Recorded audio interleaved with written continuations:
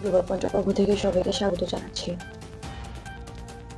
ফিলিস্তিনের অধিকৃত পশ্চিম তীরে সম্প্রতি ইসরায়েলের নিরাপত্তা মন্ত্রিসভা কিছু নতুন সিদ্ধান্ত অনুমোদন করেছে। এই পদক্ষেপের মধ্যে রয়েছে ফিলিস্তিনি জমি ইহুদি বসতকারীদের কাছে বিক্রি সহজ করা এবং ফিলিস্তিনি নিয়ন্ত্রিত এলাকায় ইসরায়েলি প্রশাসনিক উপস্থিতি বৃদ্ধি। আন্তর্জাতিক পর্যবেক্ষকরা সতর্ক করেছেন, এটি সরাসরি সংঘর্ষের উদ্দীপনা নয়, বরং নিয়ন্ত্রিত প্রশাসনিক ও নিরাপত্তা ব্যবস্থা হিসেবে দেখা হচ্ছে। ফিলিস্তিন, আরব দেশগুলো এবং ইউরোপীয় ইউনিয়ন এই সিদ্ধান্তকে দখলদারিত্ব ও গোপন সংযুক্তিকরণ হিসেবে চিহ্নিত করে প্রতিক্রিয়া জানিয়েছে। একই সময়ে গাজা অঞ্চলে চলমান পরিস্থিতিতে একজন প্রাণহানির দুঃখজনক পরিণতি ঘটেছে এবং আরো কয়েকজন আহত হয়েছেন।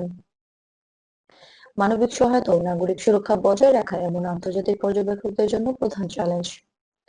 বিশ্ববিদ্যালয় পর্যবেক্ষকরা মনে করছেন, নতুন পদক্ষেপগুলোর উদ্দেশ্য মূলত আঞ্চলিক প্রশাসনিক নিয়ন্ত্রণ, নিরাপত্তা জোরদার করা। এই পদক্ষেপগুলোর মাধ্যমে চলাচল, সম্পদ এবং গুরুত্বপূর্ণ এলাকায় প্রশাসনিক কার্যক্রম নিয়ন্ত্রিতভাবে পরিচালিত হবে।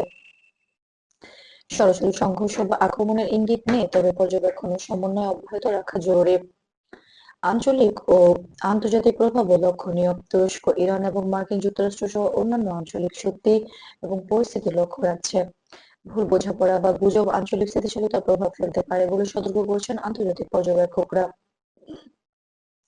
জাতিসংঘ ও বিভিন্ন মানবিক সংস্থা ফিলিস্তিনি অঞ্চলের নাগরিক সুরক্ষা নিশ্চিত করতে নজরদারি চালাচ্ছে। সাধারণ মানুষের জীবনযাত্রা ও মৌলিক পরিষেবার প্রভাব কমাতে এই পদক্ষেপগুলো পর্যবেক্ষণ করা হচ্ছে। বিশ্লেষকরা মনে করছেন, বর্তমান সিদ্ধান্ত ইসরায়েলের প্রশাসনিক নিয়ন্ত্রণ জোরদার করার পাশাপাশি মানবিক প্রভাব কমানো এবং আঞ্চলিক স্থিতিশীলতা বজায় রাখার জন্য নেওয়া হয়েছে।